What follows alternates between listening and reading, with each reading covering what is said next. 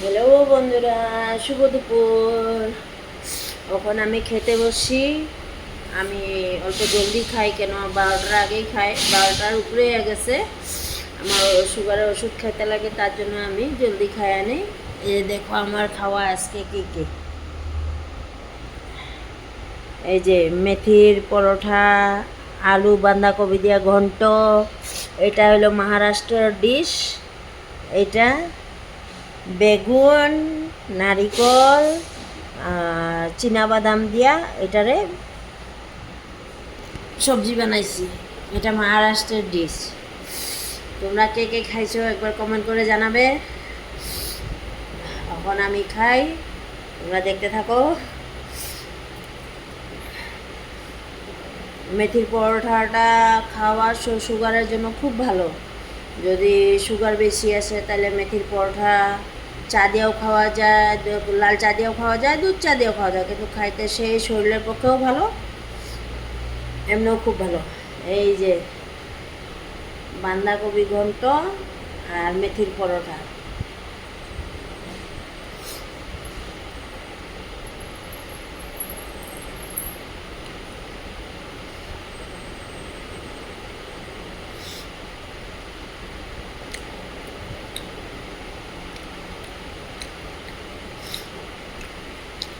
আজকে আমি ঘরেই বানাইছিলাম মেথির পরোটা।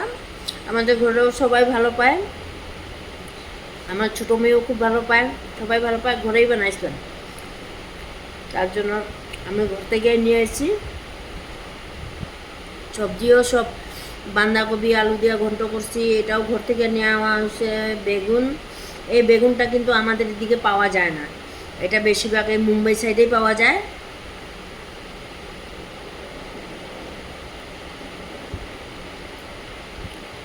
এইরকম ছোটো ছোটো বেগুন আমাদের এদিকে পাওয়া যায় না, আবার এই বেগুনটা খেতে খুব টেস্টি হয়। এটা এমনি তুমি ধরো নারিকল আর চীনাবাদামটাকে কড়াইয়ের মধ্যে ভালো করে ভাজিয়ে নিয়ে তারপরে বাইর করে ওটার বাকলাটা ফালাই দিতে লাগে। তারপরে নারিকল একদম কড়াইয়ের মধ্যে ভাজিয়ে ওটারে আদা কাঁচা লঙ্কা সব কিছু দিয়া একদম মিহি করে পিষিয়ে নিতে লাগে। তারপরে এরকম ছোটো ছোটো বেগুন থাকলে ওই বেগুনটাকে মধ্যে দিয়ে 4 টুকরা করিয়া গোটা গোটা 4 টুকরা করিয়া, আর ওইটা ওই যে বাদামের পাউডার আর ওই যে নারিকলের পাউডার, ওটার মধ্যে অল্প ধনিয়া পাউডার, জিরা গুঁড়া অল্প, লঙ্কা গুঁড়ো অল্প, লবণ সবন সব কিছু দিয়া তারপরে এটাকে ভিতরে ভিতরে পুরো মশলাটা ভরিয়ে দিতে লাগে। ভরিয়ে দিয়ে তারপরে সুন্দর করে তেলের মধ্যে বড়া বানায় আনো, বড়া বানায় নিলে সেই খাইতে সেই টেস্ট হয়। এরকমও টেস্ট হয়, এরকম হালকা ঝুলঝুল টাইপের এটাও টেস্ট হয়। এই দেখো, এই যে এরকম মাখা মাখা হবে, খাইতে সেই টেস্ট। আর এইদিকে এই বেগুনটাই বেশি, আমাদের ওই দিকের মতন বেগুন পাওয়া যায় না।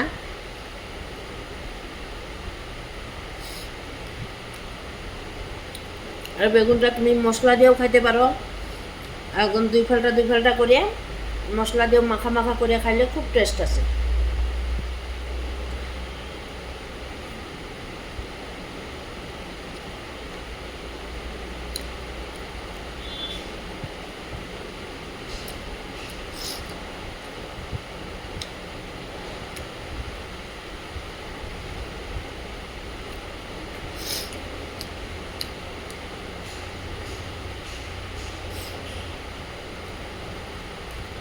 আমি ঘরের থেকে মানে তরকারিগুলি নিয়ে আসি, বাকি যেমন রুটি, আর এখানে মহারাষ্ট্রের একটা আটা পাওয়া যায় বাজরি জাওয়ারি কয়, ওটার রুটিও আমি ঘরে বানাই। ওইটা যেদিনকে বানাই ওই দিন নিয়ে আসি, আর যেদিন না বানাই তাহলে আমি এখানে মানে রুটি বানাই সাহাবের ছেলের জন্য। এখন বর্তমানে সাহাবের ছেলে আছে, সাহাব নাই, সাহাব কাল নাইলে পরশু ভিতরে আসবে। আর সাপ আসার পরে তো মানে ডেইলি তোমার ধরো মেথির পরোটা, পেঁয়াজের পরোটা, মেথির পরোটা, পেঁয়াজের পরোটা। পেঁয়াজ বলতে ওই যে যেটা গোটা পেঁয়াজ না, পাতা পেঁয়াজটা, ওটার পরোটা বেশি চলে।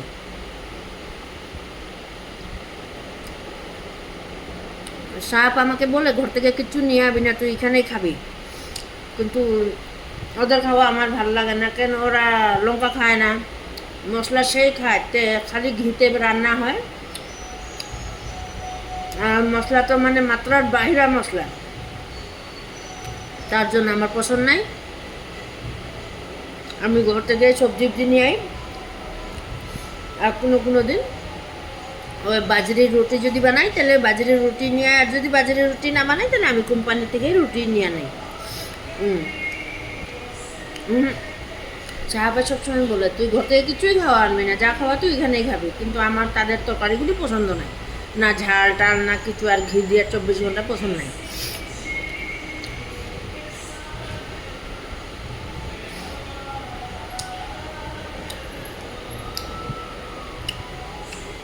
কোম্পানিতে সবাই এখন লাঞ্চ টাইম হওয়ার টাইম হয়ে গেছে, কিন্তু আমি কেউ সাথে বসিয়ে খাই না, আমি একাই খাই, আমার ভালো লাগে না কেউ সাথে বসিয়ে খাইতে। কারণ আমি অফিস রুমের ভিতরেই খাই, বাকি যত স্টাফ আছে সবাই বাইরে খায়, আর আমি কেউ সাথে খাই না। কেন খাবার বসলে এর সাথে থেকে মানে এও বলবে নেও, এও বলবে নেও, আমার এগুলি পছন্দ নাই। আমার রান্না আমাকেই নিজে পছন্দ লাগে, তার জন্য আমি অন্য রান্না করা অত বেশি একটা আমার পছন্দ নাই। তাহলে তোমরা থাকো, ভালোই থাকো, বাই বাই।